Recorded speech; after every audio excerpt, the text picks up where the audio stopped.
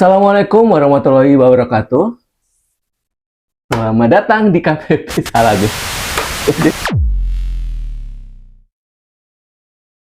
Assalamualaikum warahmatullahi wabarakatuh. Selamat datang di podcast KPP Pratama Ternate. Kembali berjumpa dengan kami berdua. Saya Andi dan saya Sally. Kembali kami menyapa kawan pajak semua di Tebar Pajak Ternate. Baca cerita pajak. Sobat Josoba. Kak Sally. Iya. Aku lihat bajunya merah gitu, kayak hari ini kayak semangat gitu. Harus semangat dong. Oke, kenapa tuh Kak kira-kira semangat hari ini? Yang pertama, motivasinya apa gitu? Sebenarnya motivasinya apa ya? Ya senang aja. Senang aja. Sudah ada di Ternate. By the way, kawan pajak, saya sama Bang Andi, kami ini penyuluh baru. Newbie ceritanya ya. Mungkin kalau kawan pajak yang biasa datang ke helpdesk agak familiar gitu ya, kayak selama 2 bulan ini mungkin beberapa kali ketemu kita gitu. Tapi kalau untuk di podcast, ini adalah edisi perdana, first time gitu ya. Jadi agak ada grogi-groginya gitu di awal-awal, tadi sempat agak keselip dikit gitu. Oke Kak, kita nanti hari ini kita ngebahas apa nih? Kita ngomongin helpdesk nih, gimana kalau kita curhat-curhatan aja nih Kak? Boleh. Kan baru 2 bulan nih. Apa sih yang dirasain Kak Sally ketika 2 bulan di sini nih? Beda nggak dengan KPP yang lama? Aku sih kayaknya udah jauh beda sebenarnya sih Bang. Karena sebelumnya aku di Ambon. Dan tipikal wajib pajaknya tidak terlalu beda jauh dengan yang di Ambon. Kalau Bang Andi? Kalau aku di Jakarta sih. Nih loh, orang Jakarta. Gue dong ngomongin gue lo gitu ya. Enggak, jadi kalau selama di Jakarta, mungkin yang aku shock banget di sini adalah ketika banyak banget antriannya ternyata Kak. Banyak banget antri, sumpah deh, itu beda banget dengan di Jakarta. Kalau di Jakarta tuh kayak mungkin karena wajib pajaknya sudah teredukasi dengan baik atau faktor lain, tapi itu lebih sedikit. Pas aku datang, wow, gila banyak gitu kan. Terus kedua, datang itu bahasanya nih aku agak masih roaming. Masih penyesuaian. Tapi sebenarnya Bang Andi, wajib pajak khususnya di bagian timur, itu sebenarnya sudah banyak juga sih yang teredukasi. Tapi kayaknya mereka tuh lebih suka dan lebih nyaman kalau ketemu sama kita. Kangen kali ya Kak ya. Kak Sally, kalau untuk permasalahan sendiri apa sih yang sering banget dihadapin wajib pajak yang datang ke Ternate itu biasanya? Akhir-akhir inilah. Ya, akhir-akhir topiknya ini, itu apa kira-kira? Akhir-akhir ini karena kita lagi gencar-gencarnya menggunakan aplikasi baru. Namanya Cortex. Cortex dari awal Januari lalu ya. Banyak kawan pajak dan wajib pajak yang datang ke kantor pajak Ternate untuk minta diedukasi, mau belajar tentang Cortex. Itu yang tahu ya. Kadang-kadang emang datang sengaja nggak Cortex gitu, kayak bikin faktur. Biasa kita bikinin gitu kan, tiba-tiba saya mau bikin faktur gitu kan. Dia nggak tahu tuh kalau ternyata harus pakai Cortex. Gitu kan. Masih banyak juga sih kawan pajak yang belum tahu kalau saat ini ternyata sudah tidak menggunakan aplikasi yang lama. DJP online. DJP online, web faktur dan sebagainya. Jadi sekarang kita pakai Cortex. Jadi otomatis ketika dia datang bikin faktor, langsung sekalian untuk kita edukasi untuk aktivasi Cortex. Sama dengan billing juga ya Kak. Kalau bikin billing, kebanyakan mereka sudah karena terbiasa kita buatkan gitu, akhirnya datang buatkan billing, padahal bisa buat sendiri di Cortex. Nah, Cortex juga sebenarnya mereka sebenarnya tidak perlu kesini sih Bang. Jadi saat ini Direktorat Jenderal Pajak sudah menyediakan tutorial. Mau aktivasi, mau cara lapor SPT, mau bikin billing pajak, itu semua sudah ada tutorial. Ada di Dijen Pajak RI ya, YouTube ya? Ada di YouTube Dijen Pajak RI. Jadi jangan takut nih kalau nanti habis ngikutin Cortex kita, terus kemudian juga masih agak bingung cara masuk segala macamnya, itu masih ada di YouTube-nya Dijen Pajak RI. Hari ini kawan pajak, saya dan Bang Andi, karena saking banyaknya, karena hampir 70% yang datang sini terkait aktivasi Cortex ya Kak ya. Kita mau sedikit memberi informasi kepada kawan pajak yang mungkin saja untuk saat ini belum punya akun Cortex. Karena kedepannya kita sudah tidak lagi menggunakan berbagai macam aplikasi. Kita hanya menggunakan Cortex. Oleh karena itu, kawan pajak dihimbau untuk segera buat akun Cortex-nya. Oke, karena yang penting banget, kalau kemarin kan kebanyakan direktur gitu ya, dia bikin Cortex untuk tadi buat faktur pajak. Artinya dia harus aktivasi perusahaannya gitu ya. Jadi harus dua. Kalau misalnya perusahaan dan PIC-nya gitu kan, karena nanti gitu. pakainya impersonating kan. Nah, sekarang jadi buat kawan pajak semua itu tidak terbatas untuk usaha ya Kak ya, untuk perusahaan. Jadi semuanya orang pribadi yang sudah terdaftar NPWP harus aktivasi Cortex. Karena dia pegawai maupun ASN, TNI, Polri, kemudian karyawan swasta, kemudian usahawan, itu wajib punya akun Cortex kawan pajak. Nah, aktivasinya mudah sebenarnya. Nah, kenapa sih harus banget sekarang aktivasi gitu? Kenapa gitu? Kenapa nggak ntar aja gitu? Nah, karena gini Bang Andi, sebenarnya. Dan kenapa harus semua, orang pribadi pun gitu? Ya, karena gini, sebenarnya Cortex ini kan sudah dipakai sejak 1 Januari kemarin. 1 Januari, 2025. Betul. Tapi kan kepakainya kebanyakan untuk yang SPT massa gitu ya, terkait billing, faktur gitu. Nah, setiap tahun itu seperti halnya kami berdua nih, walaupun kita katanya orang pajak, tapi tetap kita lapor pajak. Setiap tahun kita wajib menyampaikan yang namanya surat pemberitahuan tahunan. SPT tahunan. Baik orang pribadi maupun badan usaha. Betul. Nah, itulah kenapa sekarang kita lagi gencar-gencarnya nih. Karena jangan sampai nih, karena kalau SPT kan awal tahun tuh, Januari. Jangan sampai nanti blok Januari semua kayak aktifin dulu nih. Kalau semua sekaligus, bisa saja misalnya ada error lah, ada gangguan ini dan itulah. Biasanya servernya jadi numpuk juga ya, kayak jadi antrian. Makanya kawan pajak semua, hari ini kita akan bahas tuntas terkait aktivasi Cortex. Setuju Kak? Setuju. Dan sebenarnya gampang. Yang misalnya jadi masalah apa Kak? Yang masalah utama nih, kita ngomongin yang real-real aja deh. Selama ini yang Kakak hadapi di Cortex tuh biasanya apa sih? Ketika dia mau aktivasi Cortex tuh biasanya apa yang jadi kendala, yang bikin kendala buat petugas maupun bagi yang bersangkutan gitu, wajib pajak gitu. Nah, ini kita cerita dulu sedikit ya Bang Andi. Terkait cara aktivasi. Kalau misalnya kawan pajaknya itu sudah terdaftar sebelum tahun 2025, sebenarnya aktivasinya lebih mudah. Pakai DJP online ya sebelumnya kan. Jadi sepanjang sudah pernah punya akun DJP online. Artinya itu selangkah lebih mudah gitu ya. Jadi dia hanya perlu menggunakan fitur atau menu yang namanya lupa password. Oke, berarti intinya harus masuk ke website-nya Cortex karena ini web base ya. Masuk ke Cortex-nya web, kemudian untuk yang sudah pernah punya akun DJP online itu ya tinggal pakai menu yang namanya lupa kata sandi. Karena ketika kawan pajak semua masuk ke Cortex djp.pajak.go.id, nanti di depannya itu ada nick, kemudian ada password. Nah, kalau udah aktivasi tinggal masukin itu ya lebih gampang. Nah, tapi ketika tadi yang punya DJP online nanti ada pilihan menunya. Di situ ada lupa password, ada aktivasi akun, kemudian daftar di sini. Nah, teman pajak tinggal klik lupa pajak. Lupa password ya Kak lupa password atau lupa kata sandi. Itu lebih gampang sebenarnya. Nah, ketika nanti lupa kata sandi, itu kawan pajak disuruh mengisi nick. Betul. Kemudian ada pilihan muncul. Ada pilihan. Oh, yang gawai atau boleh notifikasinya mau dikirimkan kemana? Melalui alamat email atau melalui nomor handphone. Oh, karena nanti bakal dikirimkan link. Nah, link itu berisi semacam membuat password baru gitu Kak ya. Nanti membuat password baru. Nah, linknya itu akan dikirim kemana? Ditanyakan lagi Kak. Mau menggunakan email kah? Atau menggunakan gawai? Artinya SMS ya Kak ya? Boleh SMS. Nah, tapi sebelumnya yang harus dipastikan adalah nick dari kawan pajak itu harus sudah tervalidasi secara sistem. Atau minimal pastikan dulu email yang sekarang aktif atau SMS ataupun nomor yang aktif itu sudah terdaftar atau sama dengan yang di kantor pajak gitu kan. Jadi mempermudah. Soalnya kalau misalnya ini yang jadi masalah nih Kak. Alamat email tidak sesuai atau misalnya sudah ganti.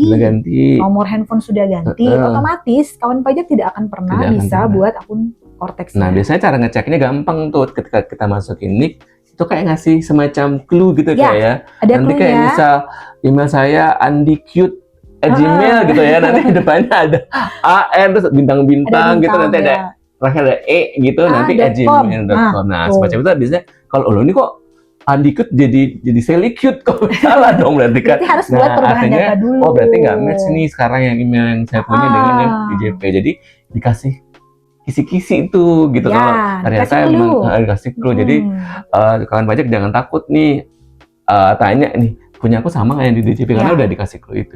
Jadi harusnya ya kita ngecek dulu ke sini alamat emailnya sudah sesuai atau belum. Nah, biasanya kan yang jadi terkait itu tuh biasanya yang menjadi masalah di helpdesk adalah yang datang yang bukan yang bersangkutan nih Kak. Iya. Jadi aduh kami nggak tahu juga nih emailnya. Nah makanya sebisa mungkin yang datang harus yang bersangkutan.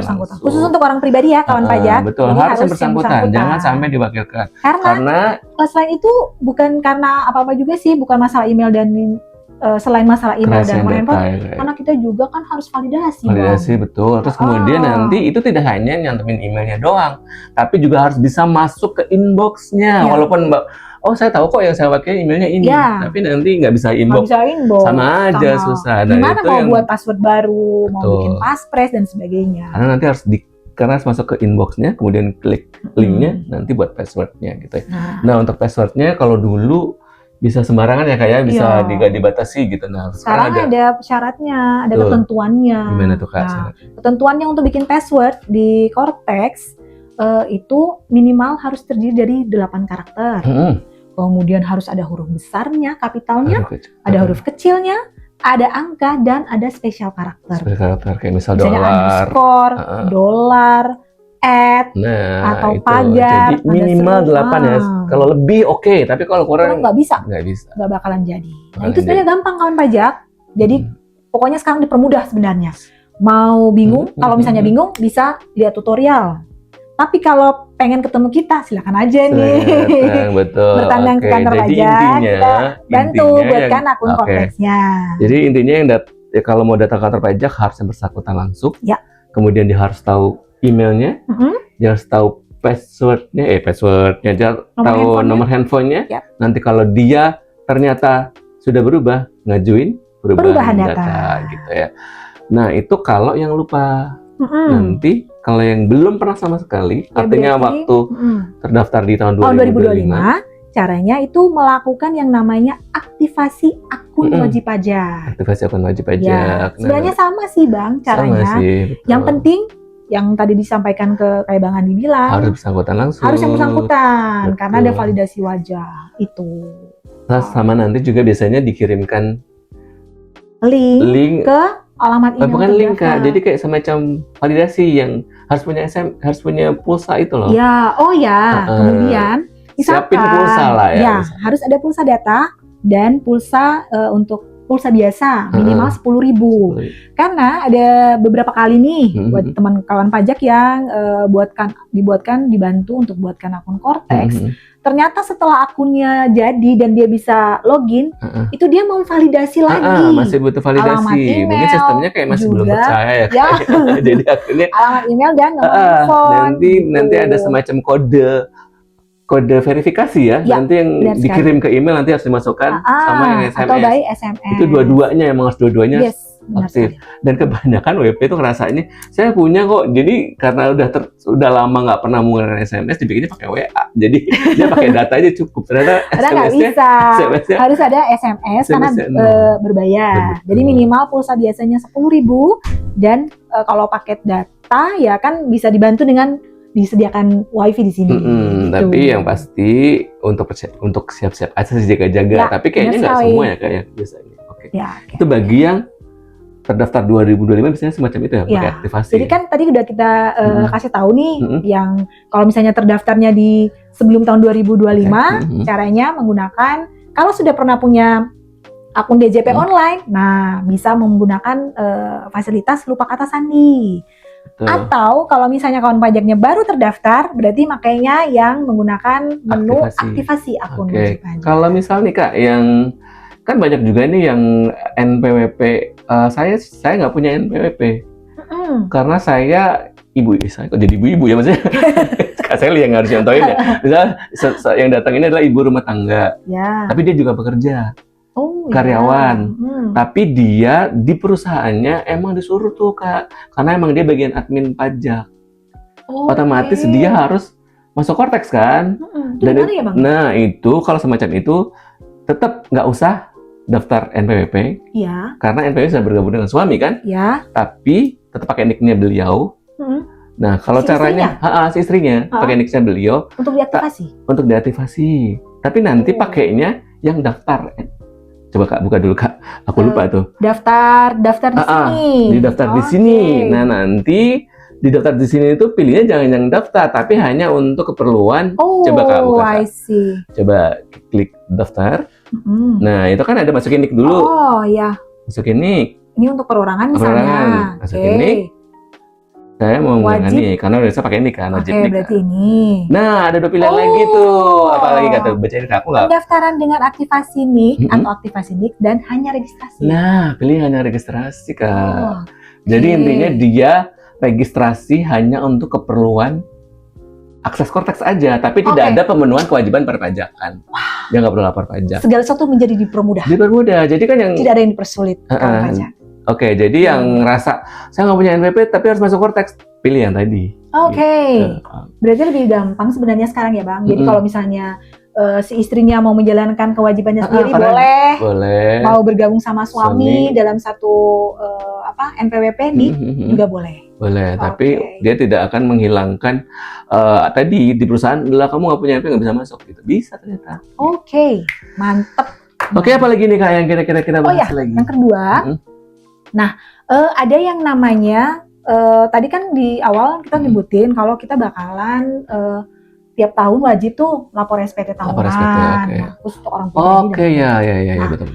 Kalau dulu di DJP online kita tidak perlu namanya pakai kode otorisasi atau sertifikat elektronik. Karena jadi ini lebih secure. Betul, karena nggak sembarang orang kan bisa laporin pajaknya orang kan gitu. Sekarang ada namanya permintaan sertifikat elektronik atau kode otorisasi. Itu kalau misal nih kita kasih gambarannya nih, kalau zaman dulu lapor kan pakai manual tuh Kak, pakai form tuh. Nah itu kayak semacam pengganti tanda tangannya, jadi tanda tangan elektronik. Ketika mau tanda tangan elektronik, biar nggak sembarangan orang, makanya dibutuhkan paspres. Jadi nanti ketika kawan pajak sudah berhasil buat akun Cortex-nya, langkah kedua yang harus dilakukan apa? Ketika sudah bisa masuk langkah kedua itu harus buat permintaan kode otorisasi atau sertifikat elektronik. Karena itu perlunya ketika nanti berhubungan terkait permohonan perpajakan, lapor SPT, itu kan nanti harus di endingnya tanda tangan elektronik. Makanya dibutuhkan kode otorisasi tadi ya Kak ya. Nah kode otorisasi tadi adalah tujuannya untuk secure tadi. Untuk secure dengan cara apa? Masukkan paspres. Paspres namanya. Jadi nanti ada 2 kawan pajak punya password yang masuk di awal tadi. Kata sandi dan satu lagi namanya paspres. Betul. Nah, password itu digunakan atau kata sandi digunakan ketika awal login ke Cortex.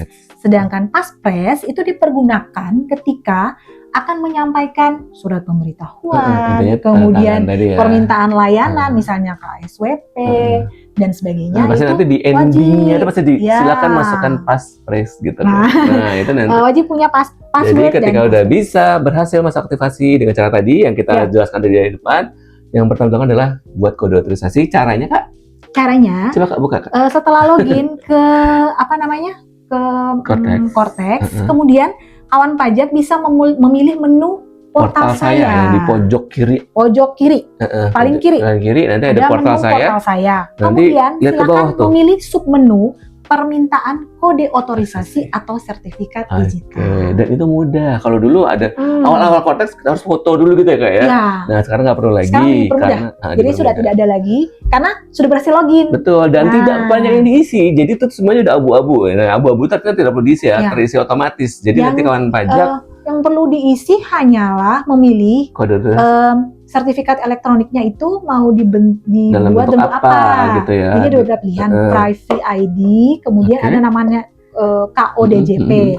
Biasanya kita memilih yang KODJP. Kayaknya aku agak lupa sih Kak, aku harus buka dulu. Maklum faktor U nih Kak. Kemudian kawan pajak tinggal buat paspres. Gampang saja kok sebenarnya Bang. Karena nggak banyak yang diisi. Tidak perlu banyak yang diisi. Karena kan kalau kan wajah mikirnya aduh nanti pasti ngisi-ngisi lagi nih gitu kan. Dan ketentuan untuk buat paspresnya sama seperti ketika buat akun Cortex. minimal 8 karakter, ada huruf kapital, ada huruf kecil, Ada dan karakter angka khusus. serta ada spesial karakter. Nah, dan biasanya nih, karena namanya manusia itu tempatnya lupa ya Kak ya. Karena itu dipakai setahun sekali lah ya buat Ya. laporan. Nah, biasanya kami sarankan buat tipsnya sih buat BP Password dan passwordnya disamain. Tapi yang pasti jangan dibagi ke orang lain ya. Ya. Kayak intinya biar gak terlalu banyak password gitu ya, banyak yang harus diingat gitu kan. Iya. Disamain aja sih, lebih gampang tuh samain sama password tadi ya.